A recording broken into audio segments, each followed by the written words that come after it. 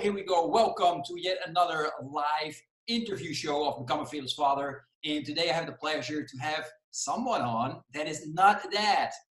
Why would you do that, Klaas? Well, the idea is simple, man. I love anybody with energy, and I want to interview anybody with energy. Why? Because it transmits the message the best way. And second, Fearless Father must be a dadpreneur, and to be a dadpreneur means you're just an entrepreneur, and to be an entrepreneur, who do you learn from? Other amazing entrepreneurs, such as Paul Hazer. So before we start asking right away about his expertise, and that is bot messenger. So why are messenger bots so important or, beneficial for dadpreneurs, or actually anybody, right? So when it comes to messenger bots, there's loads of things where there's benefits, and that the biggest thing really, you've got higher click-through rates, higher engagement rates, higher open rates.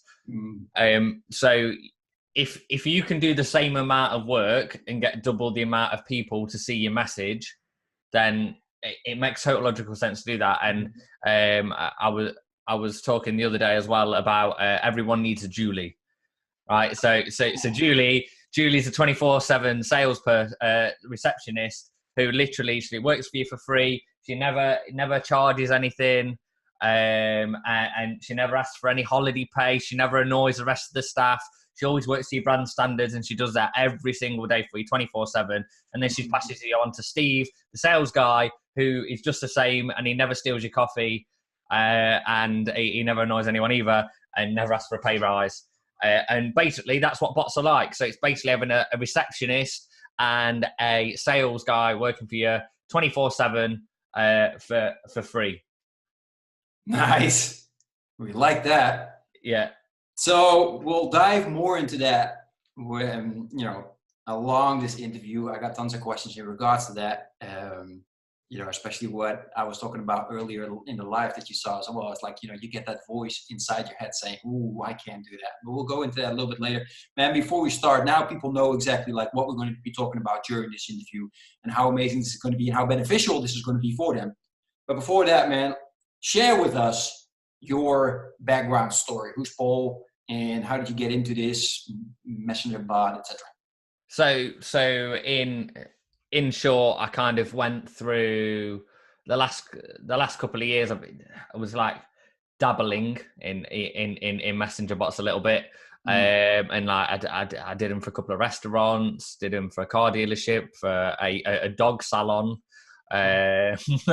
So like it's not like they don't work across the board. I'm just doing bits and pieces and stuff like that. And I started off using it for my singing business and just kind of learning how to do it without being spammy and stuff like that. And then it got like when we had an e-commerce brand last year, basically that was like the toughest year of our lives. So we were selling bridesmaids dresses, and basically at that point we were growing and growing and growing. So it went like 2,000, 6,000, 11,000, 16,000 month on month, and it was just like, wow, this is amazing. And then we had a 90-day return policy that was too lax, and then it suddenly all went back to bite us. So literally, like the postman was coming every morning, and every time, when he comes up, he pulls up, you hear the van pull up, and you hear that little slidey door open, and they open the slide door, and you're like, oh, is that for us? Oh God. And then, you know how to get the scanner out, and he goes beep. And I knew every time it beeped that was another £300 coming back, roughly, like £200 to £300. So if I had it go beep, £300, beep, £600, beep, £900, and I was like, oh my God. And this was what it was like every day. So I think I actually created a fear. Some people have fear of spiders. Some people have fear of dogs. I had a fear of the mailman. Coming to the door. So in the space of 2 months, we had £24,000 come back in returns, because we were basing our return ratio on that month's sales, not on the month when it actually when they actually bought. So basically, we actually had like a 30% return ratio, which is not uncommon for e-commerce, to be honest, on clothing especially. But we thought we had 10%. So then, you know, it makes things very difficult because you've got to find that money from somewhere, and we just tried as hard as possible to keep afloat.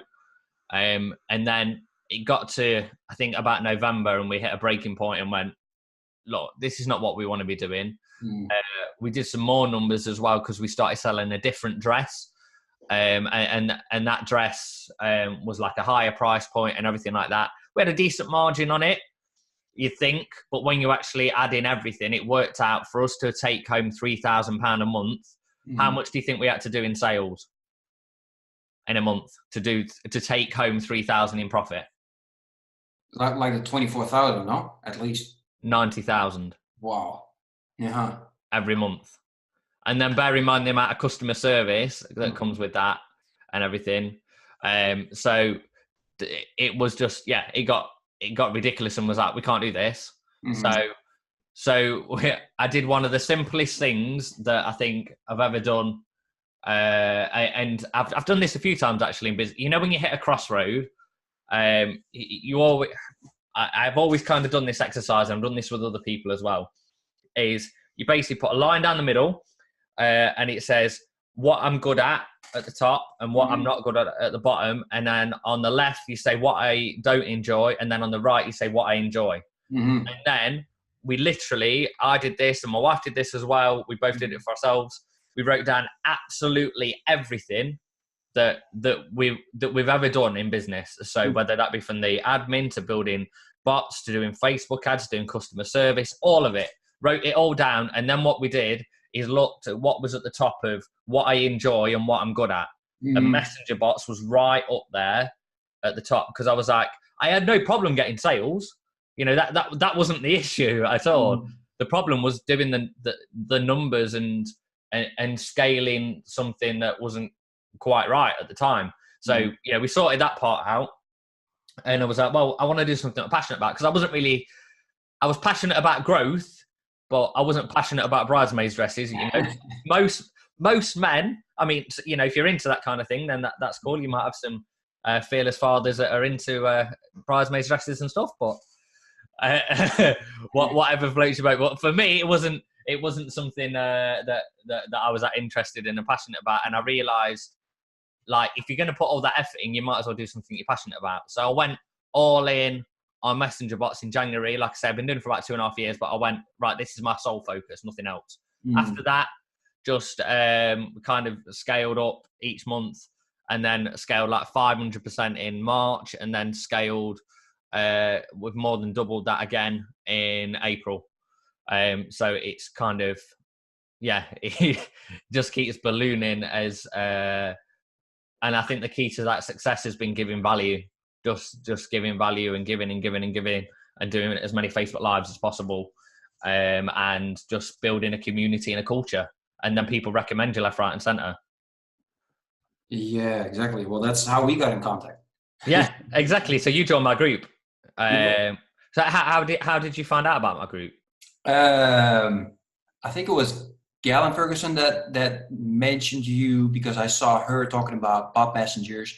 And I was always thinking about bot messengers because I want to do it for my other business. Like, I got 2 businesses. I got a Muay Thai online training business as well. And that's in Spanish. And that's what I'm most interested in at first, to build bots for that, because we got 17,000 followers on the Facebook page, which is nice. But always had, as we mentioned before, that I can't do this thing, right? So I almost paid somebody to do it, and then even that scared me. So man, we're going to be talking about that, but I can't wait for seeing your show again, and we'll share the link to some of your stuff, to your group, etc., with all the people later on, so you can, you know, find you, etc. But the biggest thing that is holding me back before we dive into more of bot messengers is the copywriting. And because I saw some of your messenger bots, and I was like, you're immediately engaged, right? Even though you know it's not a person, you're still like, okay, yeah, yeah, you're funny, you're witty, it's engaging, you hit the spot, and there comes again, I can't do this. But before we get to that, I can't do this, let's go to the copywriting. How important is it for somebody that's gonna decide, I'm gonna build a messenger bot to be a good copywriter? So I think what happens with Messenger is the first thing is people treat it like email, and it's not email. You know, that's where a big issue comes from. Is everyone's like, oh yeah, well, I'm going to do this real long format. I'm going to tell you my whole life story in one message, and you're like, it's a conversational platform. You wouldn't. So the way I always think about it is, how would I speak to someone on Messenger normally? You know, so if for example, I'm playing badminton later today, and I was like, I go like, hi mate, did you want to play badminton on Thursday? You know, I wouldn't go, hi mate, I started off my career playing badminton in 1964, and then Carrie, would you like to know more about, well, and then just go, book your badminton court now. You know, that's what people do, and they go, I'm going to put a call to action in straight away and just get them to go and buy it straight away. And you're like, it doesn't work. It just doesn't. And then people go, oh yeah, messaging didn't work for me. So there's three things when it comes to copy. And I think this is something that I'm noticing more, that, you know, it's weird how people have got the copywriting so off with Messenger. And I teach it over and over again, and I still see, because I'm subscribed to so many bots, because I've like built things out for people, and then I see all their subscriber messages that they're sending out, and I'm included in that. And then they've got like this big long form of text, and I was like, what are you doing? No, that's not what we taught or anything. So there's a 3-step process that I use, and I call it SES. And the first bit is copy. So the copy, the first question needs to be a no-brainer question. If you ask a no-brainer question, what you get a no-brainer answer. Yeah, so if you ask an irresistible question, then people are going to give you the answer that you want, the irresistible answer. So if I say, do you want to know how to get your biggest desire without the pain that they're trying to avoid? And they go, yes, then great. And then you just go, you have a button that says, yes, I do. And it goes, great. I'm going to teach you exactly how to do that in this ebook or in this Facebook Live or webinar or whatever. So if you're, it's kind of like simple. Imagine it like a landing page, but you get rid of all the stuff below the headline. All you're selling is the headline and the curiosity of the headline. So if you can write good headlines, you can build good bots. And I think that's a key part. So the first part is the copy. The second part is using a emoji bullets. Okay, so and what I mean by that is, you know, kind of like if you're doing a Word document or whatever, you have like bullet points going down. So instead of having like normal bullet points, I use emojis to kind of like amplify and really show the message in a fun and engaging way. So like if it goes, would you like to save money? And then I'll have a little dollar emoji. And then if it's something that's kind of quite shocking, then I'll use like the shocked emoji face. Or and then if it's a without, it'll be kind of like a really big smiley grin of kind of like, oh look, yeah, you can do this without having to do this. Or, you know, you can even use things like the angry face and stuff like that occasionally. So what that does though is every single like sentence needs to be broken up by a paragraph and then put an emoji bullet in there as well. And then you have a different level of emoji bullets depending on what audience you're speaking to. So if you're in the online marketing world, then, you know, you're going to tend to speak a little bit more fun and witty and stuff like that. But like, so I built a bot out recently for an accountant, and they didn't want that kind of stuff because they said, well, it's not me. I don't want people to come along to a meeting with me and then expect me to be like really witty and fun because I'm not that person. And I was like, that's great. So what we did instead is use like, if you go on the emojis on the symbols section, there's like little diamonds and little squares and stuff. So we use that to break up the text instead and use like color coded stuff depending on what it was. So step number one is C, which is, like I say, the copy, making sure it's irresistible questions, irresistible answers. Step two is emoji bullets, and step three is short. Keep it simple. You know, the amount of people that are like, I'm going to tell you everything. You tell them in bite-sized chunks. So, you know, if we were, imagine you were on a call with me, and let's say I was trying to sell you my coaching. I wouldn't say, right, this is what you're going to get. I'm going to give you this and this and this and this and this and this and this and this and this and this, and then I'm going to tell you about this and this and this. I'd go, by the way, Klaas, are you interested? I'd be like, so what's your problem? And you tell me what your problem is, and I go, okay. So, and then I guide you to the correct solution for that problem. You know, you might go, well, I'm struggling getting leads, and you go, okay, well, if you're struggling getting leads, so what's the struggle with getting leads? Is it they're too expensive? Is it you don't know how to get them? And then we start asking the questions and guiding them through the process. And then when it gets to the end of the process in Messenger, instead of you just doing a one size fit all, we're actually doing more of a, okay, well, you've told me this is your exact problem. And it's almost like being a doctor. So doctors don't sell to you, do they? You know, your doctor doesn't come in and go, I've got this great value deal for you today. I'm going to give you these injections, and I'm going to put this on top and this on top. And then you're going to feel no pain. They go, okay, so tell me about your problem. What's your problem? And then at the end, they go, right, this is what you need. And you go, okay, doctor. Because they're the authority. So what you do, you create yourself as the authority, diagnose the problem, and then give them the prescription. Exactly. I like that. You got to have a good doctor, though. Yeah. Not one of those. And I think that's a good analogy as well. I think the way some people are using Messenger at the moment is a little bit like a backstreet doctor. Okay. You know, like the little trench coat as well. Like, hey, you want some? All right, I got it. As opposed to just kind of like sitting there listening, taking it on board, empathizing with the person, and then giving them a direct solution depending on what they've told you. That's so much stronger. Yeah, I absolutely understand. Yeah, I keep thinking that when I say doctor, I keep thinking of how the doctor is here in Spain, and they just ask you what is wrong with this, and then they just tell you go get an aspirin. I mean, it doesn't matter my toe, my arm, or whatever. It's just aspirin and ibuprofen. Get that cocktail, and then come back to me in a week if it still hurts. I'm like, and I'm allergic to ibuprofen as well, so they probably still go, go and get an ibuprofen for your ibuprofen allergy. Yeah, no problem. Yeah. All right, but that's a different story, so let's go not too deep in that. But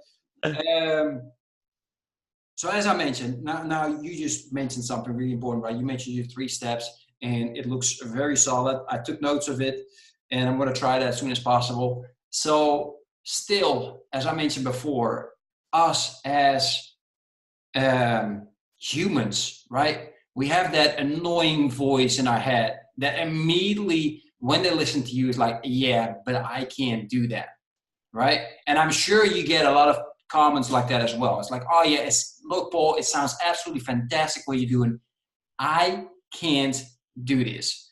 Let's start off with the question, what's your response to someone that just says to you, look, I can't do this? So the first thing is, you only have to take, you've ever heard the Martin Luther King quote, you don't have to see the whole staircase, you only have to take the first step. Of course. You know, so a lot of people are saying, I can't do this, and they've never even logged into ManyChat. You know, so you're like, how do you know you can't do it? You haven't tried. So until you try something, you don't even know if you can do it or not. So I had someone the other day, he saw, so I do something called Bill Monbot Friday every Friday. So I which you've seen. And I built, basically, for anyone who doesn't know, I built out a bot totally free, and we ad lib it. I just literally say about 10 minutes before the call, right, what's your goal? And then we work backwards from there and make them a bot, which is really cool. But someone saw one of the ones that I did for a dentist, and he commented on it. It was like, could I have this template for free?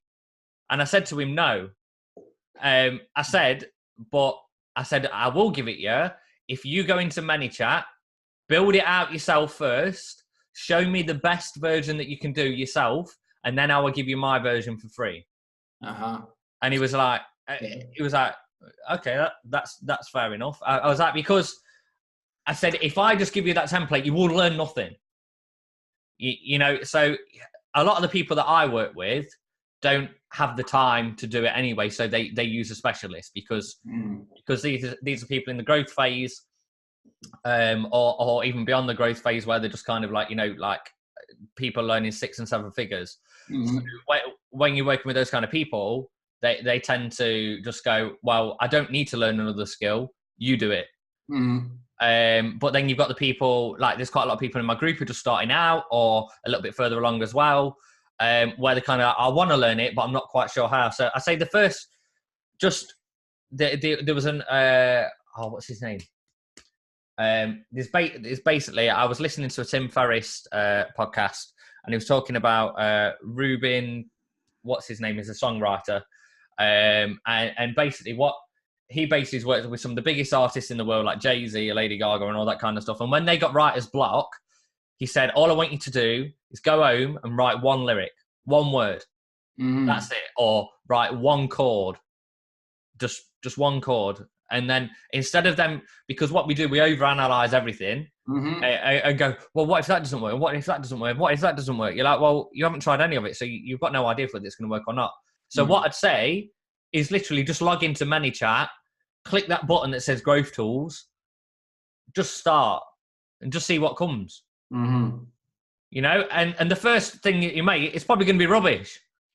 But the first time, you know, it's kind of like if you're a professional chef, the first cake that you probably ever made when you were like 3 years old or whatever, probably wasn't the best cake in the world. It probably tasted a bit stodgy and stuff like that. But 20 years down the line, you might be a Michelin star chef. You know, don't think you need to make gourmet food straight out the bat. You just need to make something that is a starting point and then go from there. That's what I'd say, really. I like that. I like that a lot. It's very powerful what you mentioned, and I think this is, well, we haven't finished yet, but I'm going to pronounce this already as the biggest golden nugget we've shared in this interview. But we haven't finished yet, so let's see if we can top this. What I've noticed in your bots that I really enjoy is GIFs, right? So if somebody presses something, you just put in a GIF. Is that like something also that you recommend people doing, or does it, like I wrote this down, be you, right? In my case, be me. When don't try to be like, I shouldn't be you, right? I should be me when I do the message bot, as you mentioned with the accountant. If he's being like witty and then people get actually in contact with him and they're like, wow, really, you know, dry and calm and poised and not witty at all. I wasn't expecting that, because you're trying to attract your perfect clients, right? That's the aim. All right, cool. So I'm understanding this. So in that case, man, what else? So we talked about copywriting. What else are some of the things that someone should focus on to create an incredible bot message? Having the right offer. So if you've got a rubbish offer, it doesn't matter how. And this is the same whether you're building bots, whether you're sending out emails, whether you're doing a landing pages. If your offer is rubbish, no one wants it.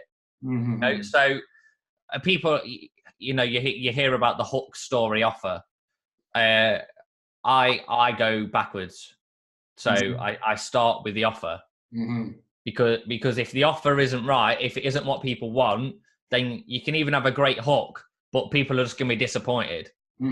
So you could be like, you know, just thinking like the hook way on. Let's say your hook was like, you know, those kind of clickbait ones, like this man with no arms and no legs just climbed Kilimanjaro. Wow, great hook. But then if the offer was like, get a pencil with his name on it, it's probably not going to sell that many of them. But if it was like, spend a weekend with him, learning from him, and also we're going to add in like your accommodation, we're going to add in your flight, you're going to come away with knowing how to climb Kilimanjaro in the quickest way possible, You see what I mean? So then you start to value stack the things that people want, and once you do that, it just makes everything a lot easier to actually get people in. So we did a giveaway for a non-profit, and we did 121,000 with $150 in ad spend, and that was literally because the first thing, we had an irresistible offer. So and I can kind of talk as well, if you want, about like how I create an irresistible offer, if that'd help. That was exactly going to be my next question. Like, can you use your bot messenger to help you create your irresistible offer, or is it a different kind of strategy? So there's a couple of things. So the first thing is I actually created an irresistible offer creator that's available for my paid course at the moment. That's in beta test at the moment. So basically it asks you the questions and then it spits out your irresistible offer at the end, which is really cool. But in the simplest form, I use, again, another 3-step process, and it's called MUD. So you need a MUD offer. Okay, so the first step of a MUD offer is massive value.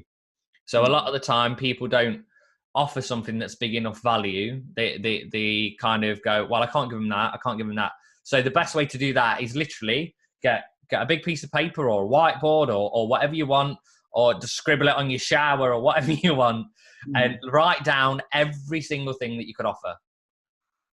You know, so you just write it all down and go, right, what is everything from the normal to the crazy and absurd, like, oh, well, what if we could do, I don't know, camel riding in the Sahara Desert and I'll teach them marketing at the same time? Or, you know, what if we could have a VIP dinner at the Shard in London and that kind of stuff, you know, just kind of really go out there. And then the next part of it is your unique solution.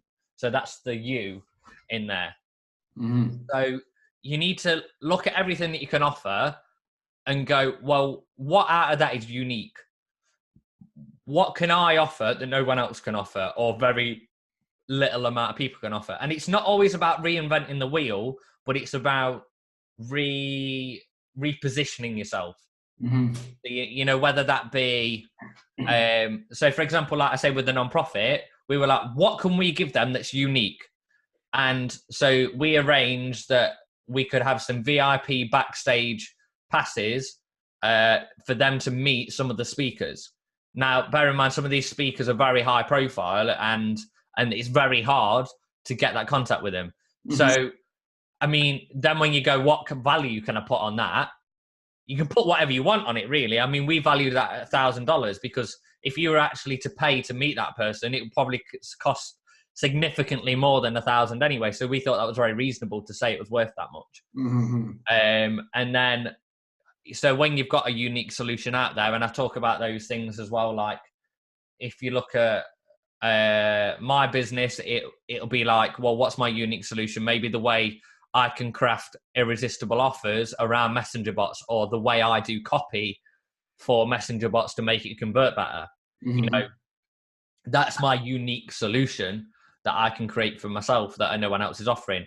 Or, you know, I'm thinking about doing an event soon as well. So if I'm doing an event, then I can go, right, what can I offer in that event that other people are not offering? So can we have it so you have a 4-day event, and then you come away from it and you're going to have like 4 or 5 bots built that you can use in your business straight away and start generating leads, and know all the ways to do that. Now, is there a lot of people doing those kind of small events? There's not really. So when you look at a unique solution, just think outside the box a little bit about what you could offer. And then the third part is D, which is digital assets. So a lot of people, you don't realize in your own business how many tools and things that you use in your own business that you can actually utilize and give to other people. So, you know, it could be things like, so I use a spreadsheet to do my profit allocations every Monday. And it means that it always keeps my finances on track, because after last year, never doing that again. So I wanted to make sure everything was, a lot better. So that's one thing that I can give away. And then on top of that, I can go, right, well, what else have I got? Well, I've got loads of bots that I've created. I could give away the templates, their digital assets. If you're an agency, you could say, well, I can give away my contract templates, or I can give away my email templates that I've got. And just take the stuff that you've got, template it, and then include that as part of the value. So that's like the base layer that gives you the base layer for your irresistible offer. And then what you do from that is you look at whatever your new opportunity is.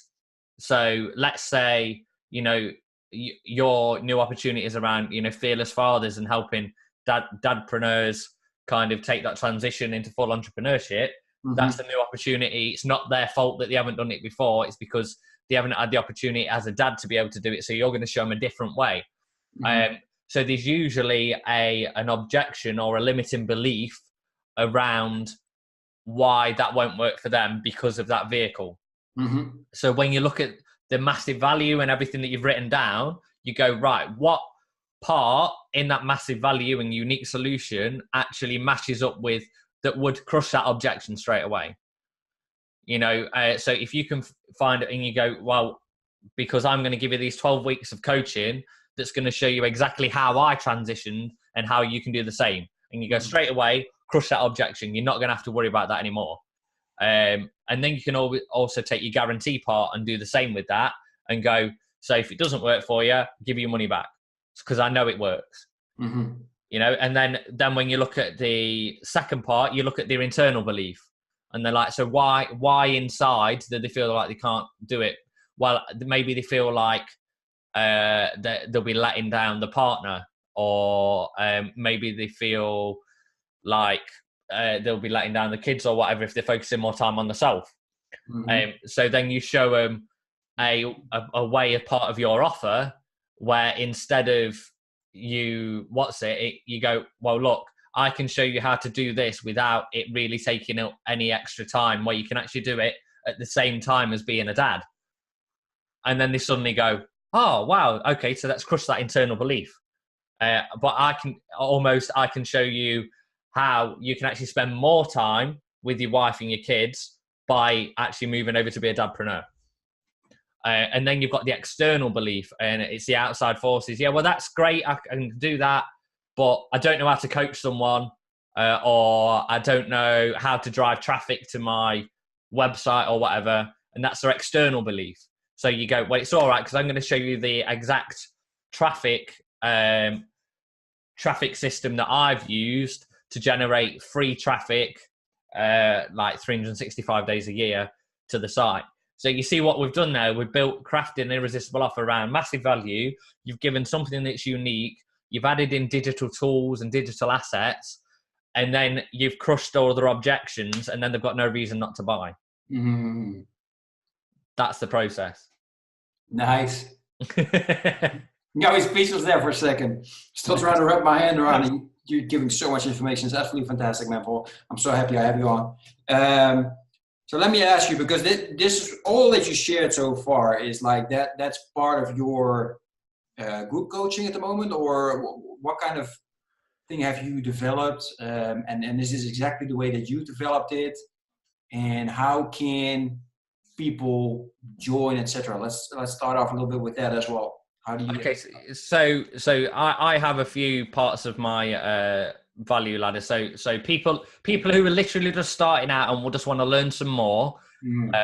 I've got my free community, which is bot hackers, and you can search bot hackers on Facebook. That soon, when 28 days is up, which I think is going to be like the 5th of May or something like that, then it's going to be changing to bot believers, because I just feel that resonates more with the community. Because so the reason we had the name bot hackers is because I do everything like this. I put a poll in the group, so I let the community decide the direction, because they know more than I do about what they want. So I basically said, what name do you want? And I put a load of options out there, and they went for bot hackers because it was like, oh, it's cool, it's underground. But what I've realized is a bot hacker is someone, what do you envisage? Someone working through the night, working on bots and like with the hood up and an energy drink and everything like that. Now, the people that are in my group are not quite at that stage. The people in the paid group are further down the line and doing more bots and stuff. But the people who are in the group are more bot believers. They understand the power of bots and want to learn how to utilize that. So they believe in the power of it. So that's why we're changing the name to bot believers. So that's the first stage. You've got 3 group, which is going to be bot believers. It's currently bot hackers. Then we've also got I've got a group coaching program, which the actual group part of it is coming to an end soon. So it'll all be in a members area. But it teaches basically all the steps from building your first lead magnet to crafting it irresistible offer to retargeting strategies as well, to how to bring people back into your bot, to how to segment your audience to send it to the right people, how to get your copyright and your messaging right, how to create viral giveaways, all that kind of stuff, and all like little hacks and stuff as well of how to there's one thing that we did with our e-commerce business where we got an extra 200 people in our group within like 2 hours by sending out one post. And it cost us nothing in ads. We just used a subscriber list, created an irresistible offer, and guided people to our group. And I talk about that as well as part of that. And then there's also the higher level, which people can work with me one-on-one. And then also I have a higher ticket program where if anyone has got a auto webinar, then I take that, we get rid of the landing page. It's no longer needed. And all you need is a messenger bot, and it actually pulls through all the times. It automatically integrates the whole process through Messenger, and it pretty much, so one recently we doubled the opt-in rate of it. So it went from 40% opt-in rate to 80%. Nice. Went from show up rate from 65% to 82% show up rate. That's amazing. Which is huge. And then the follow-up as well, we also then take your emails and then add that and put that in a follow-up system in Messenger as well. And then the click-through rates on that are literally like quadruple what they are on the emails. So we were like getting people, 10% of people who were getting the message were going through to the offer page. That's amazing. Those are good high numbers. Got me convinced. But I'm biased. I was convinced already. If not, you wouldn't be on this show. So I'm enjoying this, man. I appreciate it. So let me ask you then, if somebody in the end decides like, okay, yeah, I see, like I'm a bot believer. However, and I feel I can do this. However, I feel like I don't have the time, right? I'm focused. I'm trying to keep my focus on working on the business and not in the business.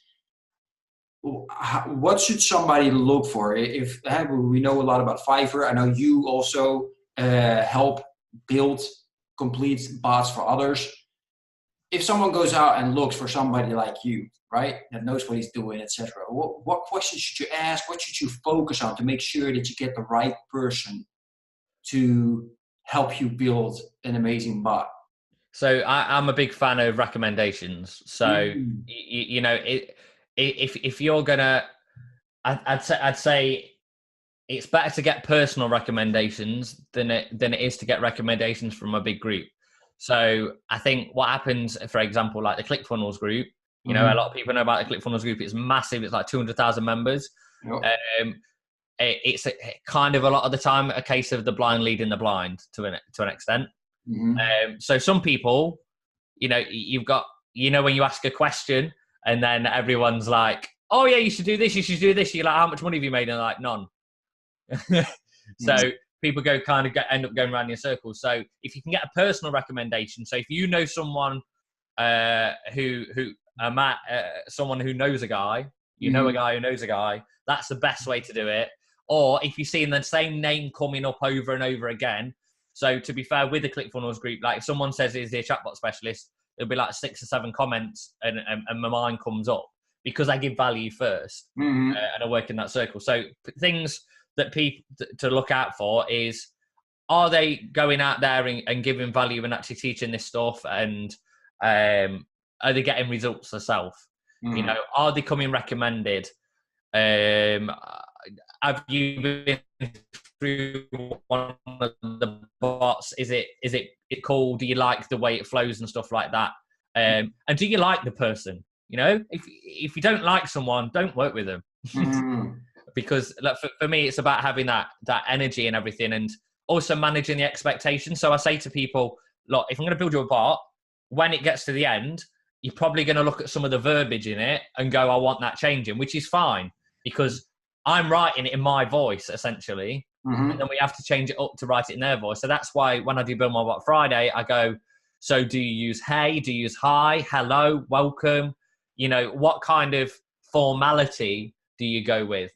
So they're the kind of things to look out for: results, recommendations, and do you like them? Because if you don't work with them. Exactly. So how important, because that's a trap with Fiverr or things like that, when you go into those and you leave like, hey, I'm looking for like somebody that can build my bots for me. It's like you get so many differences in price, right? How important is that voice that goes inside your head saying, hey, that's only $20. I should go with that one, right? I'm sure you hired people on Fiverr as well. What was your strategy in that regards? So yeah, I used to. I'm quite lucky as well that my wife is a designer. So she's always done a lot of my graphic design for me at very, very, very low cost. But you know, we negotiate with different things. But yeah, generally, you know, if I'm getting something off Fiverr, which I don't very often now, I think what I find is people who are starting out, Fiverr's a great resource. But if you want someone that you want to build a long-term relationship with, and someone that you're not, and so being a wedding, when I was I'm still doing a little bit of wedding singing now as well, but being a wedding singer, people were not paying for me to sing. They're paying for me, like, because they trust me, they trust my systems, my processes, they trust that I'm reliable. So for example, like if you go to Fiverr, you don't know what you're getting. So it's literally like a raffle. Sometimes you go in and you go, wow, that was really good. And then other times you go, oh my God, what the hell have they done, and stuff like that. And it's, like I say, it's a trust thing as well. So people pay me a lot more money because I've got the authority and the credibility. And that's the big difference. You know, like, why does someone pay someone like Russell Brunson $1 million to come into his business? Are the other people out there that can build funnels as well as him, if not better, and create the whole process and the offer? Probably is it people that are better, but because he's built that authority and credibility, he's worth more, because it gives you confidence. That's what you're paying for, is essentially confidence that it's going to work. Exactly. As you're growing your business, you have less time for those mistakes. To actually go, oh, is it going to be right? Is it not going to be right? You just need to go. So I had someone the other day, she paid me to do quite a simple bot. So it was like a white labeled one. And she went, I wouldn't pay you any less than that because you're worth it. And it didn't take me very long, really, but that wasn't the point. You know, she probably could have gone to India or whatever, or Indonesia, but she never does. She always comes to me because of it. Exactly. Great. That was a terrific double message, as in regards to, you know, make sure as an entrepreneur to build your credibility so you can ask for more money. And second, make sure that, you know, I'm trying to think of how to say that in English, but, you know, spending less money might just be and having to spend more money in the end, because, you know, you buy something cheap, you get something cheap. Yeah, they always say buy cheap, buy twice. There you go. Thank you. See, that's the advantage of talking to someone who actually has English as a native language. You're doing pretty well. I appreciate that. That's all right. I mean, I can start in Dutch, but that's not going to help anybody. So it certainly wouldn't help me, and I'm not building no bots in Dutch either. Exactly. Man, I got tons of questions for you still, but you mentioned something in the beginning, like I go live on Facebook every single day, and you know, I built that up. Tell us a little bit, man, because of course not everybody is for video. Hey, Jason, I didn't. You snuck in on me there. And yes, I do use ManyChat. Yeah. So I'm just wondering, man, what made you decide to use Facebook Live? What are the advantages, and most of all, like, how patient do you have to be? That's one of the things that I have. Like, I don't get a lot of audience at first. It might be the time when I'm on. I don't know. How do you make sure that, little by little, you have the feeling there's more people there live with you, like Jason's with us now, and maybe more in Facebook, but I can't see those, but and leaving comments, right? Is that just something to be patient and disciplined, or is there like a different strategy? Or please share your experience. So the first thing is, last year with our e-commerce brand, we built a lot of those sales based on doing Facebook Lives. So we did a test last year, because like it's always been a dream to do a TED Talk. So on TED Talks they always do these kind of challenges almost, or what, a lot like I did this for 100 days or whatever. So we were like, what would it be like if we did a Facebook Live every day for a year? So we did a Facebook Live every single day last year. So either me or my wife did it every day. She did most of them towards the end of the process. But yeah, literally from the 2nd of January to the 2nd of January the next year, we did a Facebook Live every single day. So when we started off, there weren't a lot of people watching. So there's a few things that from doing the Facebook Live every day that you learn. First thing is, certain subjects people don't care. Right? Second is analyze.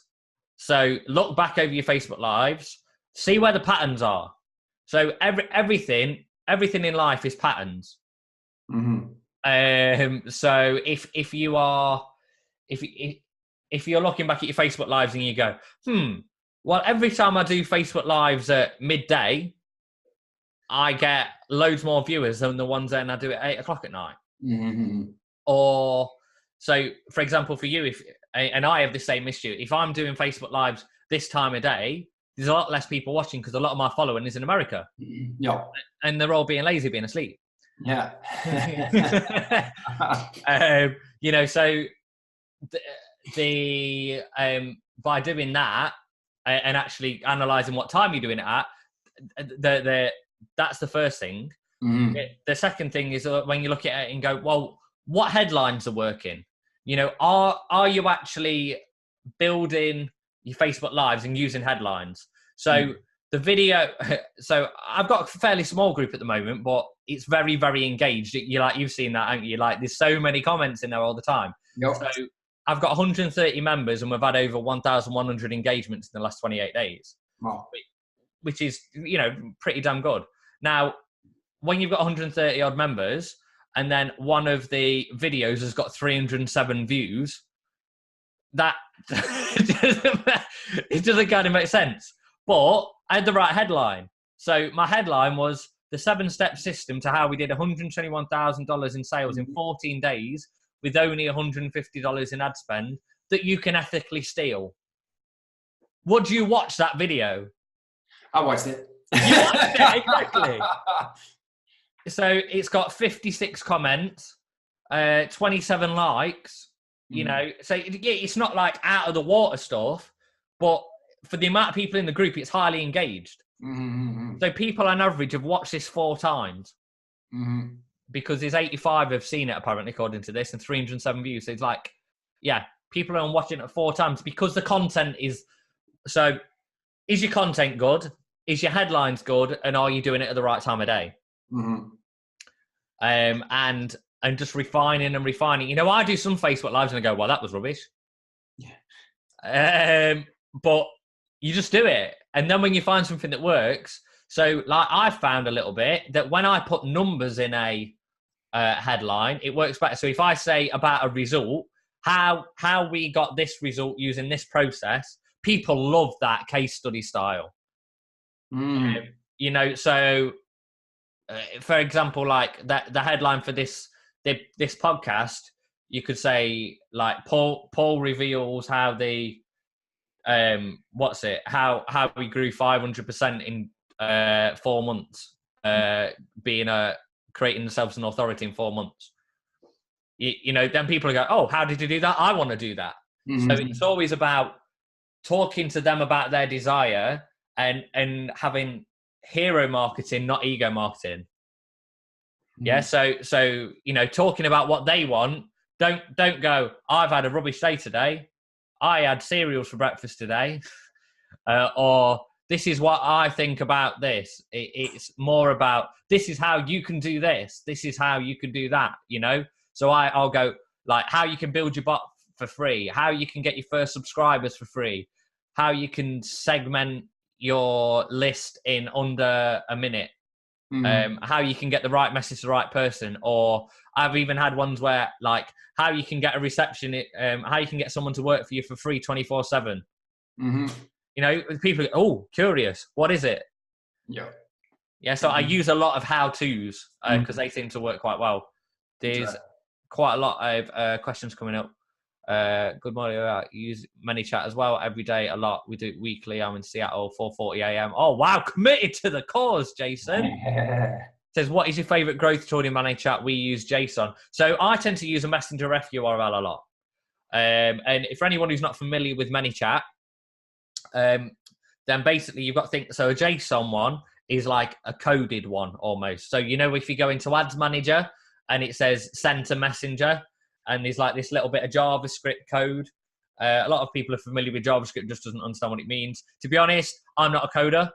That might surprise people, but like I've got a guy that I go to if I've got a coding problem, and then he goes and sends me the code. And he sent me one today, and I went, I don't know what to do with it. How much will it be for you to just fix it for me? Because I'm not a coder. I don't pretend to be, but I understand flows and integrations, and that's the important bit. So JSON is one part, which is all kind of coded. You've got messenger ref URL, which is essentially like a normal landing page link. So instead of taking someone to a landing page, you're taking them to Messenger straight away. And then you've got the comments growth tool as well, which is a really cool one, where when people comment on your post, then it automatically sends them a message in Messenger, which can be great for giveaways. So this is how we helped do the 121,000. So we said to people, if you want to get an extra 10 entries into the giveaway, go on the original post and tag your friends. And then they tag their friends on the original post. And then the friends comment and went, oh, what's this? And then they get a message. Now, that's a little bit edgy on the terms of service now as well. Facebook's clamping down on that side of it a little bit. So we're looking at refining that process a little bit more as well. But, you know, it's a fantastic way of creating viral loops. So I tend to use a messenger ref URL quite a lot because I think it's the most natural way of people are used to clicking on links, aren't they, in Facebook now? People are not used to clicking the send to messenger button as much. And I find a lot of the time the send to messenger button as well, it says clicked, but then not opted in, which is really frustrating. So I tend to use messenger ref URL and I actually seem to get a better opt-in rate. So personally, for me, that's what I tend to use more so. Nice. Thanks for sharing that. Yeah, I went through that one as well that you just mentioned, like get 10 points extra, etc. So absolutely perfect.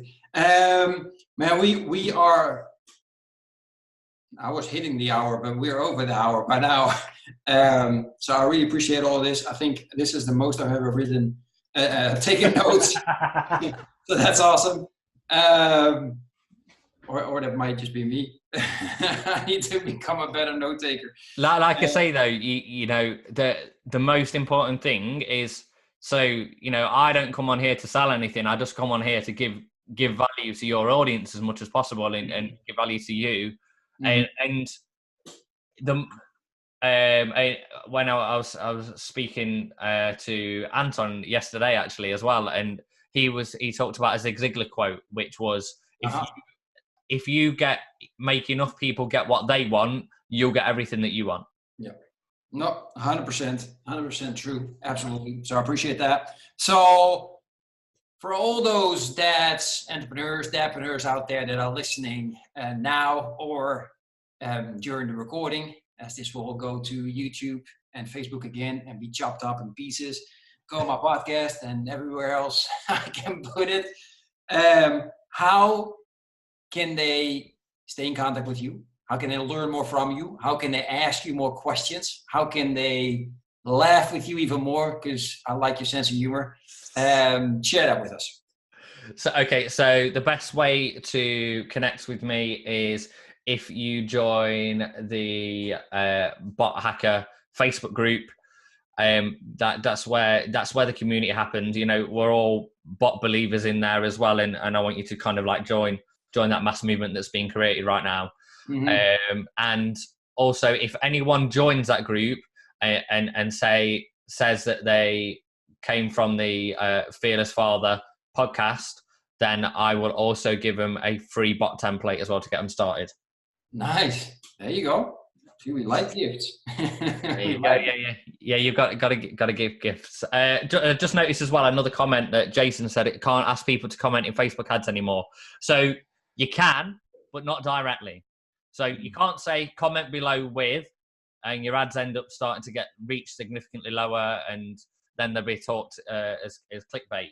So what we did with the like non-profit one, and what I've done since as well, tell us why you should win, or tell us why you love this company, or tell us what's the most interesting. Tell us something. So you encourage longer comments instead of people just going win, win, win, win, win, win. Mm-hmm. So if you actually encourage natural engagement, the great thing about that is then you reply to their comment. So what we found is tell us why you think you should win and come to Mops. And then they were telling us all about their stories of how Mops has helped them. So we had a crap load of testimonials. Bear in mind, 4,500 people commented on this giveaway. So we had like loads and loads of testimonials. And then we had the option to go in and reply to them and actually build conversation, because Facebook loves proper conversation now. Mm-hmm. It's looking for long form comments and back and forth. Mm-hmm. So one thing to note on your Facebook Lives as well is always go in and reply to the comments that are on there, but don't just go, thanks, that's great. Ask them a question. Mm-hmm. And start to get that flow and everything going. And you'll notice I do that a lot in my group as well. So mm-hmm. I'll go, oh yeah, well, what do you think about that? And stuff like that, if as much as I've got time to. Exactly. With a question. All right, see? He's just showering us with gifts, even way over his time. And right before we close this off, I love it. I've truly enjoyed this, Paul. Thank you so much for being on. I know I had to cancel on you when we had this book the first time, unfortunately. Circumstances, right? It happens. Not too often, I hope. It's not a pleasant circumstance. So anyway, Paul, again, thank you so much for being on. Thanks for taking the time. I know you're incredibly busy. I can't wait for continuing to see you grow. It's inspiring. I mentioned that as well to Anton. I think you guys joined the same coach and learned from that person, as did I'm lost the name at the moment, but a couple Gallon, exactly. So, yeah. And I see you guys grow, and that's just inspiring and amazing. So keep doing that, and I wish you the best of luck with all your projects. And you will see me more often, because I'm definitely following what you're doing and learning from you. Everybody else, Jason, I appreciate you, man. This is I think the third live that you've been with us, so thank you for that. Every other father, dadpreneur out there that is following us and learning from these great men, women, because tomorrow we're going to have a woman on the show. Actually, tomorrow we're going to have Jason on the show and getting an opportunity to, yeah, exactly. I'm going to be interviewing him, so that's very exciting as well. And Rachel Peterson is going to be on the show tomorrow. Oh, wow. Yeah, buddy. That's what I'm talking about. So we're very much looking forward to that. I can't wait. I called her already the Fearless Mother. So I'm going to tell her that tomorrow. Hopefully she likes that new title that I gave her. That's so awesome. Anyway, thanks everybody. Have a Thundering Thursday. Enjoy it. And we will see each other either tomorrow or the day after, or very soon, because I am just like Paul over here going live every single day. So thanks so much for having me as well, Klaas. It's been an absolute pleasure. My pleasure, man. All right. Take care, people. Bye-bye. Bye-bye. Are you still meeting up with your friends now that you're a father? Kids making you stress out, you got no time for yourself to work out, read, or relax. Can you still remember the time you were hanging out with your friends, feeling energetic, happy, and confident? Spending time together and talking about your life and your crazy dreams. You're feeling alone now, don't you? No one to share your challenges with, and you're just running around from one storm into the next. Well, it's time to change this now. Join me and the Brotherhood of Fearless Fathers to speak on a weekly basis with like-minded dads to crush your challenges, face your fears with determination, be held accountable, and regain control of your life. If you want to become the hero your family needs you to be, then go to becomeafearlessfather.com/brotherhood. I'm looking forward to seeing you on one of our next calls.